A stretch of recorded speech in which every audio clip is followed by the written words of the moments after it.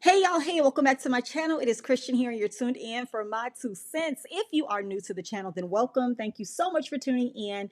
And if you are a returning 2 center, I know I've been gone for a little piece of time, honey, but I'm back. And as you can see, with an all new format, I'm super excited about this change. It really is a it's just going to change everything. It's going to allow me to get out more content consistently without the breaks, depending on my energy level and whether or not like I want to get dressed, I want to put on makeup, lipstick, all of that just to record content because so much goes on in my personal life where it can become a conflict. I have some really big projects that I'm working on in life and in business.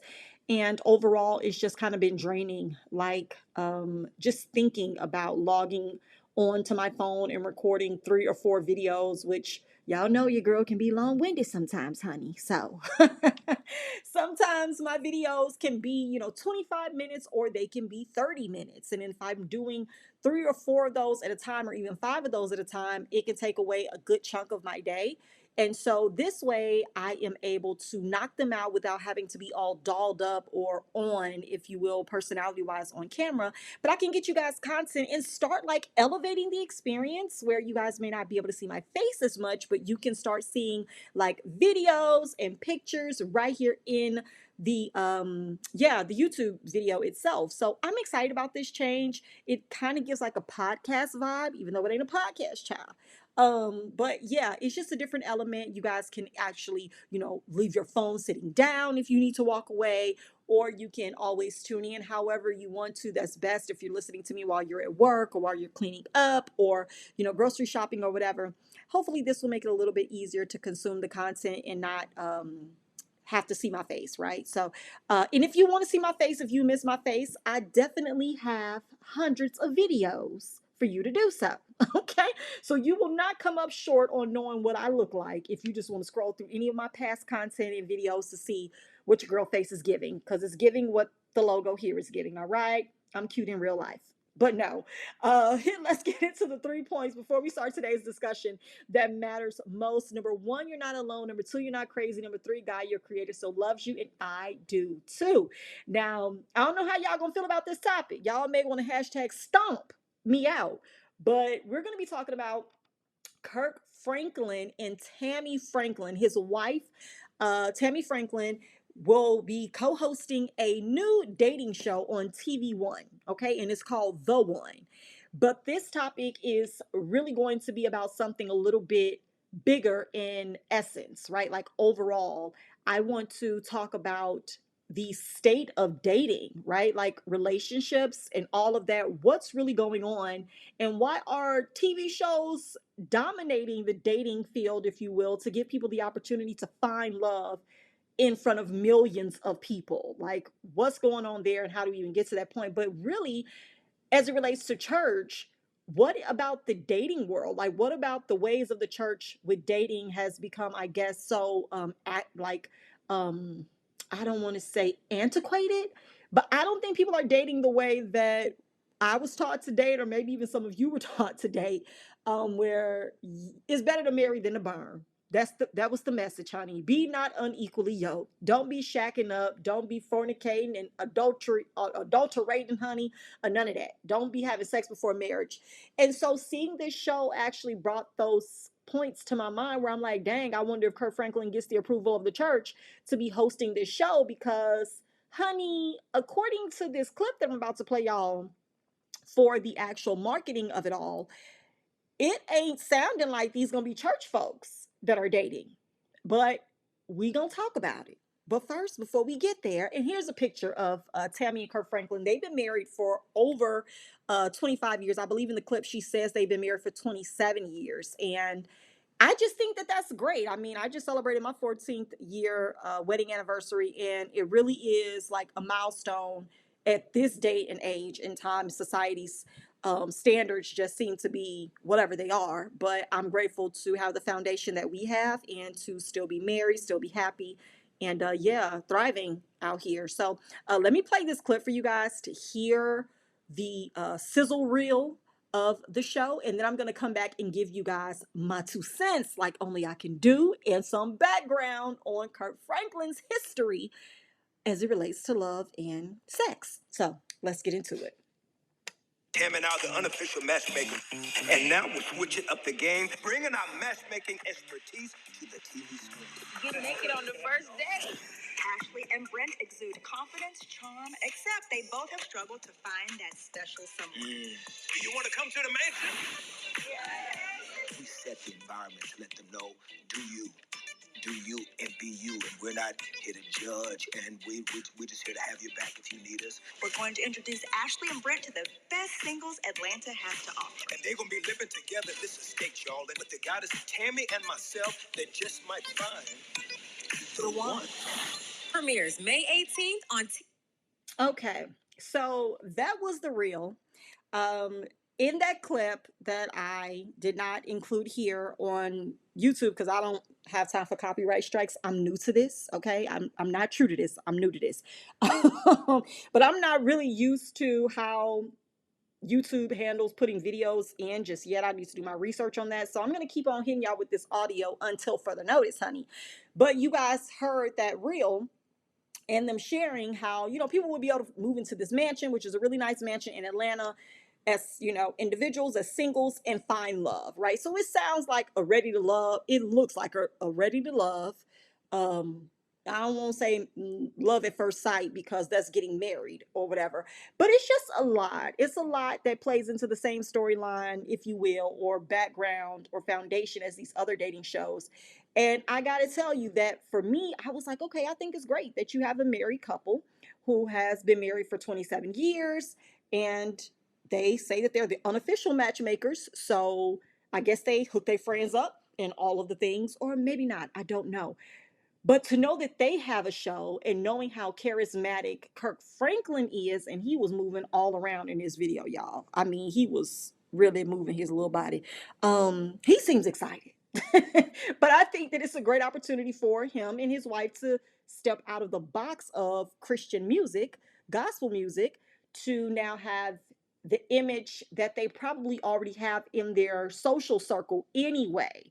I think that that's the thing about being in the box of Christianity. Sometimes you don't really get to have your own personality. And whereas we would look at Kirk Franklin from the church stance as he's worldly, you're mixing the sacred and the secular. He's always around certain people, and it just seems like he's compromising, right? These conversations have been had about him for years. Like at the beginning of Stomp, he said, they say gospel music has gone too far.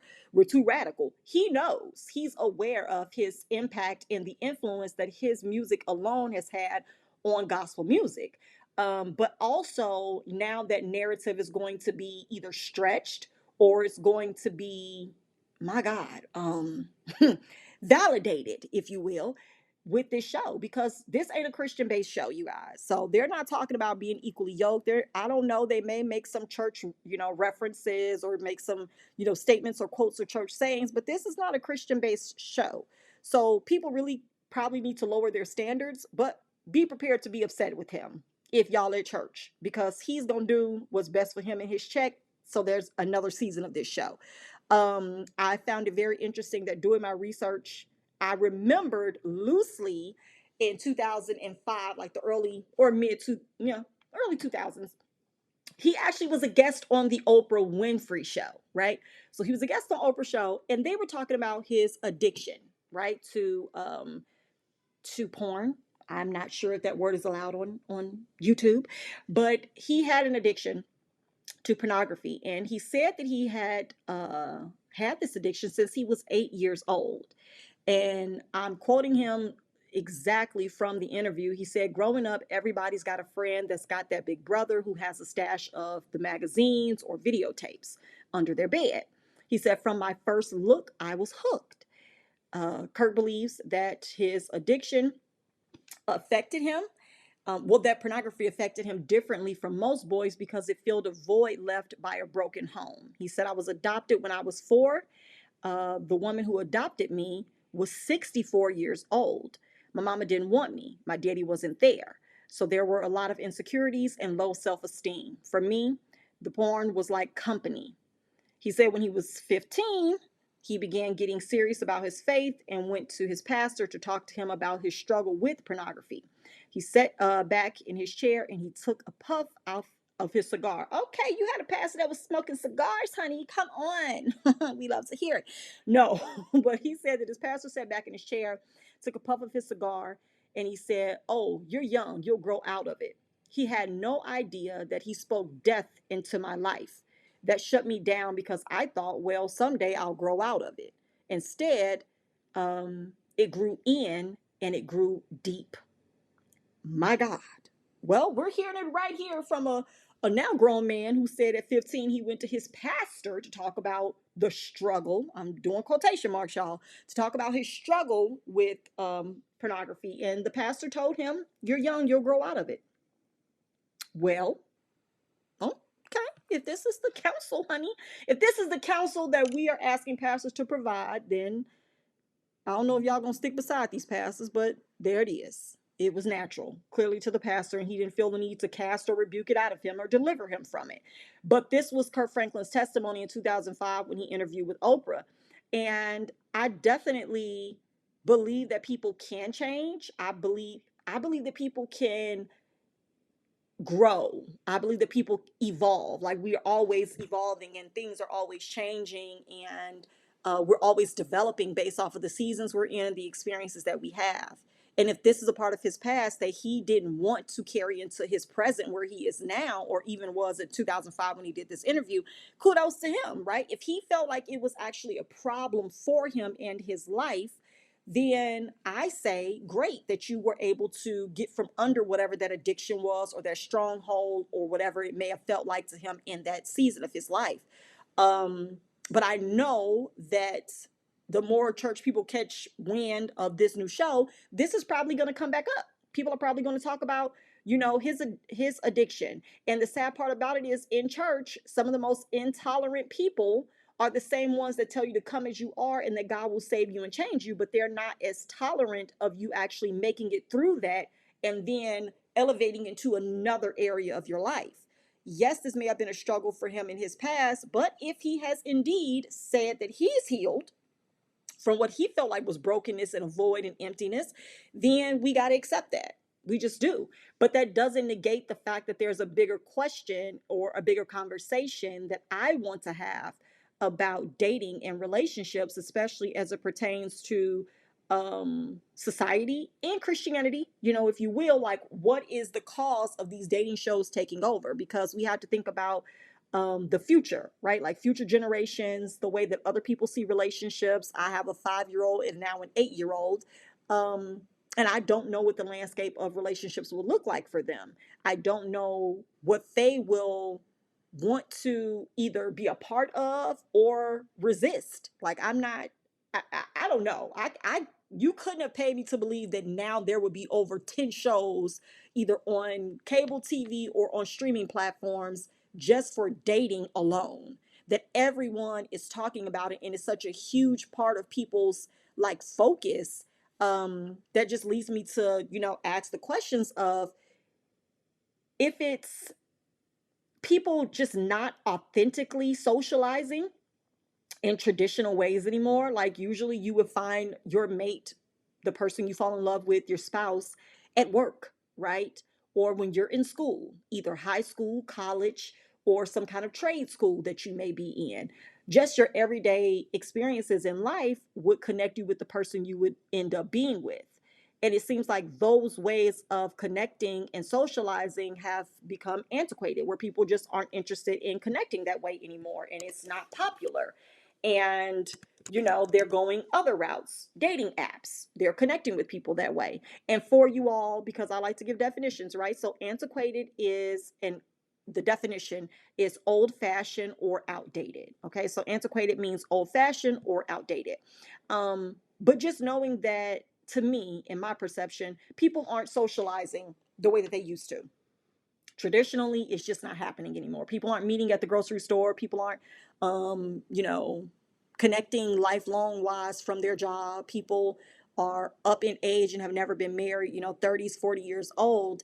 And they ain't interested in their coworkers. They want somebody new. They want somebody that don't work with them because they want somebody to make more than them, or they want someone that doesn't work with them because they want someone that doesn't work at all and is a stay-at-home wife and taking care of the family and the household and all of that. So things have just shifted and changed. And then like my next point of like realization from seeing this show and understanding with Black love specifically, what are the standards? Like, that's a real question. Like, what are the standards or the expectations of love?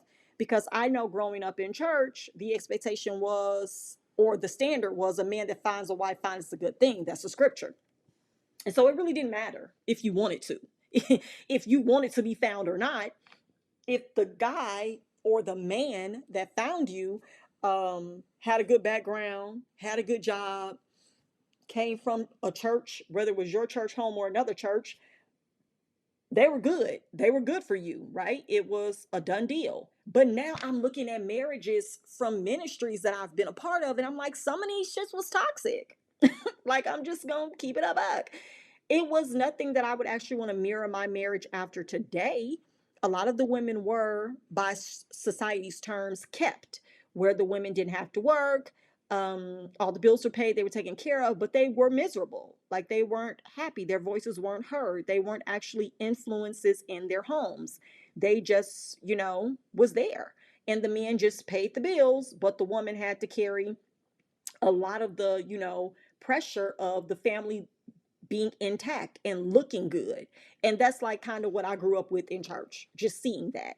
But single women in church would say, oh, her husband take care of her. Yeah, she got it. They got a beautiful home and she don't have to want for nothing. She don't want for nothing. It's like, well, you don't know that.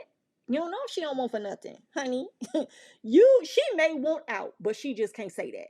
So I think that the standards and expectations based off of some of our belief systems and values that we were taught from, young, from being young children to young adulthood and now being fully developed adults, like with our minds and our capacity to see things for what they are. I just think a lot of people aren't settling. But I also think that the standards and expectations are lowered. I'm not going to even hold you. I think like some of them have been lowered on some people's part, but I also feel like some people have standards and expectations that are just not realistic based off of where they are in life and who they expect to attract and meet.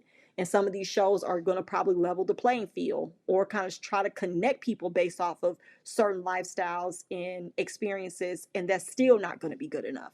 So I don't know. I look forward to seeing what happens with this show. I definitely believe that Kirk Franklin and his wife, um,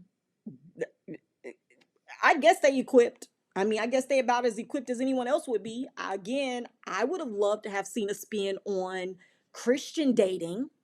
That would have been interesting because that would have shown like different religions or yeah, different religions and beliefs, like backgrounds coming together to see how they can mingle. If it's being unequally yoked, if they don't have the same belief background as you, but they're spiritual. Or if it was just an all Christian based show, right? Not Muslims or Buddhists or, Lutherans or anything like that. But I would have loved to have seen maybe a Christian dating show. Let's just start right there with that foundation and see if the background and the mindset and the values and principles would have all looked the same, because you got your Christians that don't mind having sex before marriage, honey. You got your Christians that don't mind living together before marriage. You got your Christians who don't go to church, but one might. You got Christians who cuss and some don't. And so it would have been nice to have seen those different ebbs and flows.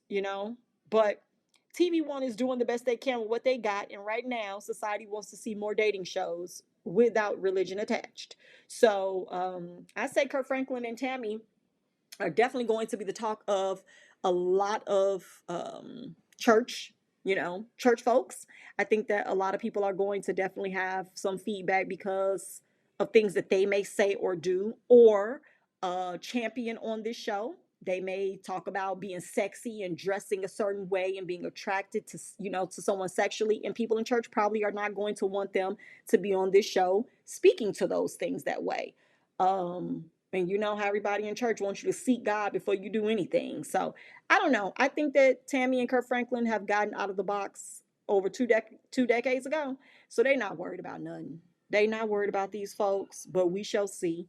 I am definitely interested in knowing what you all think about these dating shows, though. Like, why do you think they're taking over as much as they are, to the point where now Kirk Franklin has a dating show? Like, who would have thought that you would go from "Imagine Me, Honey" to "Marry Me"? Be with me, see me, pick me, talk to me, love me. Yep, the one on TV one. And it comes out on May 18th, so that's just in a couple of days, and we will see. I guess I'll tune in, child. If I got it on one of these streaming channels I'm already paying for, I will tune in, and maybe I'll do some shorts letting y'all know what I think about it. But yeah, that's my take on it. I don't know if it's just pressure to be with someone. I don't know if it's people just feeling extremely lonely more now than ever. But there has been a complete uprising of dating shows and finding love. So we gonna see if this one can actually check off the boxes and get it right without having too much fallout and backlash from the mainstream media. But life is life, love is love, and we gonna get into it as we get into it. So hopefully y'all have enjoyed this first video of the new format. Let me know in the comment section below what you think about it. I will definitely be popping in here and there when I can with actual videos of me. But in the meantime, in between time, this is going to get y'all content, okay? And I'm excited about that because I'm enjoying myself. So thank y'all for tuning in and for watching. If you've enjoyed the video, like it, subscribe to the channel. We're almost at 1K. And yeah, we going and we growing however we can, whatever we do. I would love to add you to my 2 cents crew, so go ahead and subscribe to the channel. Until next time, I'll see you in the next video. Take care. Bye.